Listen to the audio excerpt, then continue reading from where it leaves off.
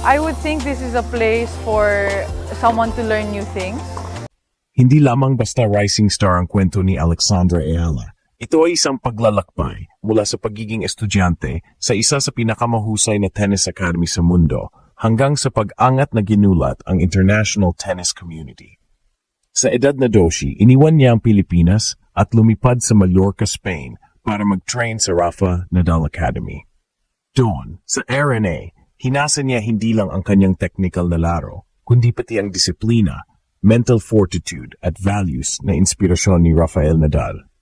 Bilang estudyante sa academy, nakamit niya ang unang professional ITF title noong 2021 sa site ng RNA sa Monaco habang 5th pa lang siya. Habang nagpapatuloy ang kanyang pag-angat, ginawa niya ang isang makasaysayang hakbang sa 2022 nang manalo siya ng girls singles title sa US Open. Ang kauna-unahang Pilipinang nakagawa nito. At ngayong 2025, hindi lang niya nilagpasan ang mundo ng juniors. Lumaban na siya sa matataas na antas ng WTA Tour kasama ang win over mga top players gaya ni Madison Keys at Iga Swiatek na nagpakita na ang pag-angat ni Alex ay hindi isang pambihirang tagumpay lang kundi simula pa lang ng mas malaki. Ang malaking bahagi ng kanyang pag-angat ay nakaugat sa humuhubog na puok ng Rafa Nadal Academy mula sa mga daily trainings, strength and conditioning, video analysis, mental prep at holistic education na ginawang basehan ng kanyang pagkatao at laro. Ngayon, habang nasa top 50 na siya sa WTA rankings, malinaw na ang hakbang ni Alex ay hindi lamang personal milestone. Ito ay simbolo ng kapasidad ng isang Pilipina na makipagsabayan sa pinakamataas na global level ng tennis. Sa kanyang kwento, sama-sama ang pundasyon ng pamilya, ang elite environment ng RNA at ang sariling determinasyon. At ito ang kanyang sandata para sa susunod na yugto, maging champion ng Grand Slam at tunay na world champion sa larangan ng tennis.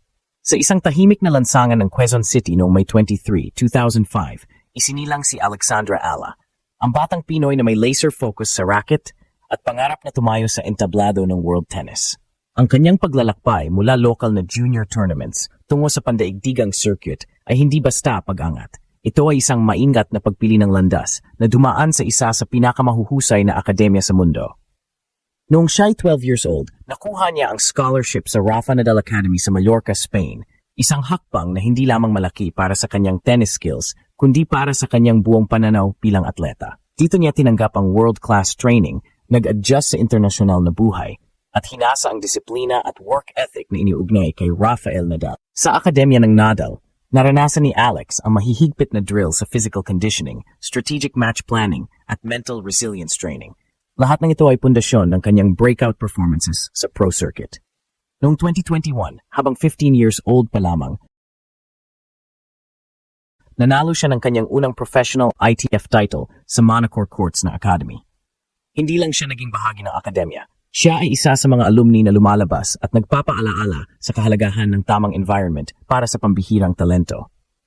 Ang kanyang kaharap ngayon ay hindi lamang malalaking tournaments. Ito ay kompetisyon para sa legacy. Pagsapit ngayong 2025, si Alex ay nasa pundasyon na ng global breakthrough.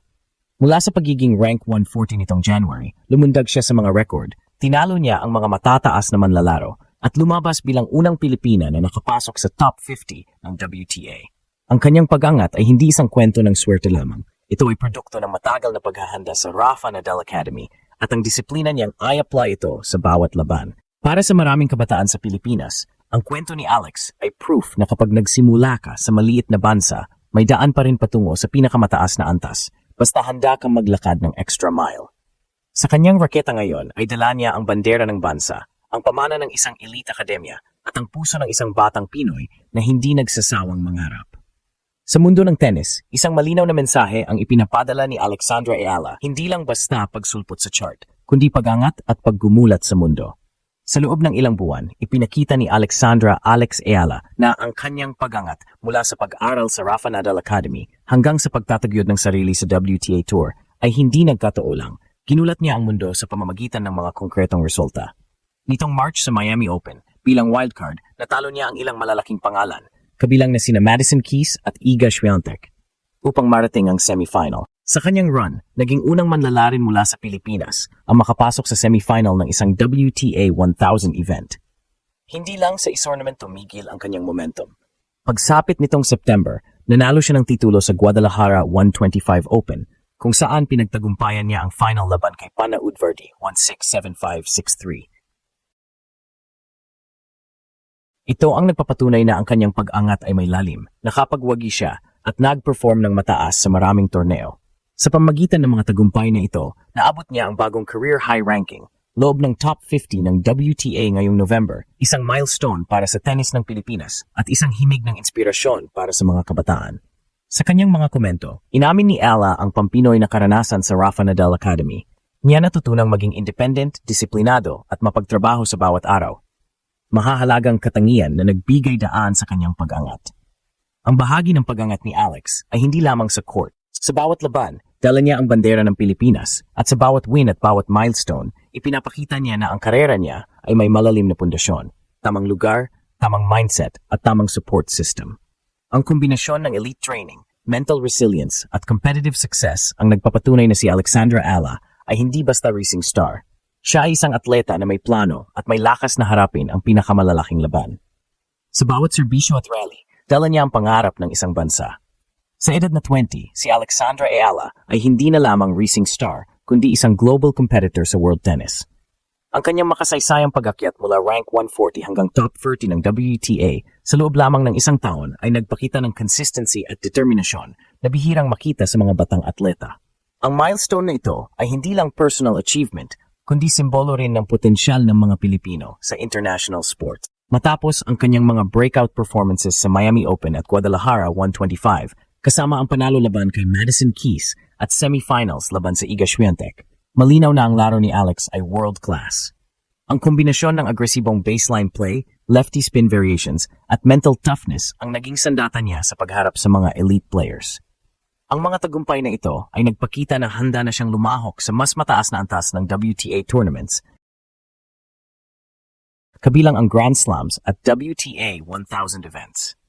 Hindi lang sa court mahalaga ang kanyang kontribusyon, dala ni Alex ang pangalan ng Pilipinas sa bawat laban. Mula sa pagiging estudyante sa Rafa Nadal Academy hanggang sa pagiging top 50 player na ipapakita niya sa mundo na may lugar ang isang Pinay sa pinakamataas na antas ng tennis. Ang kanyang disiplina, work ethic at suporta mula sa pamilya at training team ay naging pundasyon ng kanyang tagumpay. Sa darating na season, inaasahan na lalawak pa ang kanyang impact, hindi lamang sa ranking, kundi sa inspirasyon para sa mga kabataan sa Pilipinas at sa Asia. Si Alexandra Ayala ay patuloy na magiging simbolo ng Pinoy pride at global potential, isang atleta na hindi lang naglalaro para sa sarili, kundi para sa bansa. Ang kanyang kwento ay paalala na sa tamang kombinasyon ng talento, dedikasyon at elite training environment, posible ang makamit ang world-class success at muling pagigtingin ang paniniwala ng mga Pilipino na kaya nating gumulat sa mundo.